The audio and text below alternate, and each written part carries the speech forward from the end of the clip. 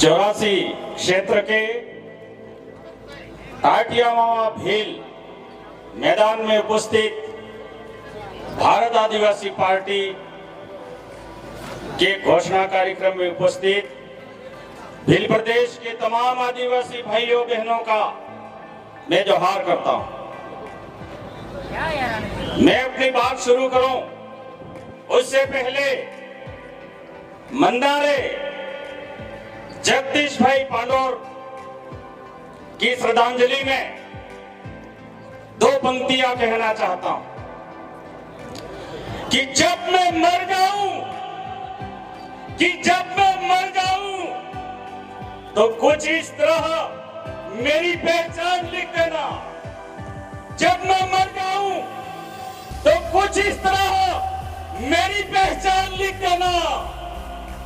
मेरे मस्तक पर मेरे लहू से पाप लिख देना।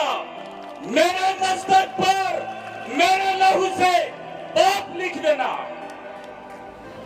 जहां कहीं भी मन्नारे जगदीश भाई की आत्मा मौजूद है, हम नमन करते हैं उस आत्मा को जिस आत्मा ने अपनी शहादत दे करके आज भारत आदिवासी पार्टी के रूप में एक बहुत बड़ा राजनीतिक संगठन भारत देश के सीने पर खड़ा कर दिया है, जो सारे भारत के आदिवासियों के लहू और सारे भारत के आदिवासियों के खून और पसीने की कीमत इस देश पर जो कमीने लोग राज कर रहे हैं उनसे मांगेगा।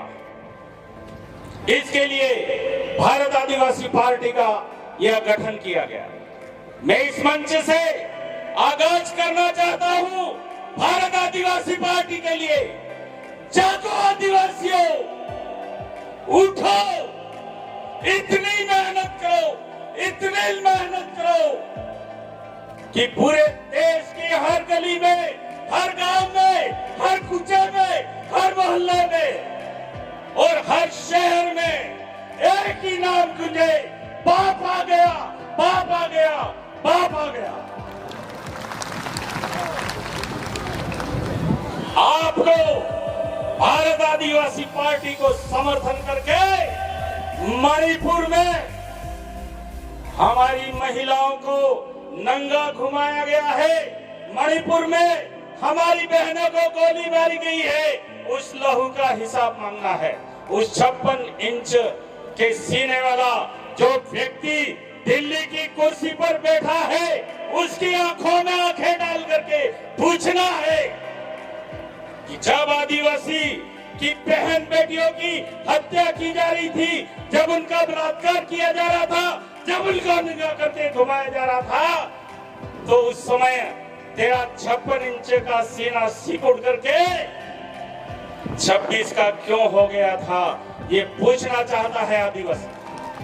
लोकसभा में घुस करके 75 साल हो गए इन कमीनों को वोट देते देते, 75 साल हो गए इनकी गुलामी सहन करते करते, 75 साल हो गए इन लोगों की पीड़ा सहन करते करते, और 75 वर्ष तक आदिवासियों के संवैधानिक अधिकारों पर लोकसभा और किसी भी विधानसभा में एक शब्द नहीं बोला गया। इसलिए इस देश के आदिवासियों ने मिल करके भारत आदिवासी पार्टी का गठन किया है और भारत आदिवासी पार्टी को मजबूत करके हमारे आदिवासी युवाओं को, हमारी आदिवासी बहनों को ये बताना है कि आदिवासी इस भारत देश का मालिक ही नहीं, आदिवासी इस भारत देश का बाप है। और बाप की क्या ताकत होती है, क्या शक्ति होती है, ये हमें बताना है। हमें सुप्रीम कोर्ट के फैसलों को लागू करवाना है, कि 8% आदिवासी इस देश का मालिक है। हमें गोविंद गुरु के सपने को पूरा करना है कि दिल्ली में हमारी गादी है, अहमदाबाद में हमारी कलम है, कंबई में हमारा दीवो है। पूरा देश आदिवासी का है। इसके लिए मानगढ़ पे 1500 आदिवासियों ने अपनी कुर्बानियां दी थी। उन कुर्बानियों को साकार करने का, सार्थक करने का वक्त आ गया है साथियों।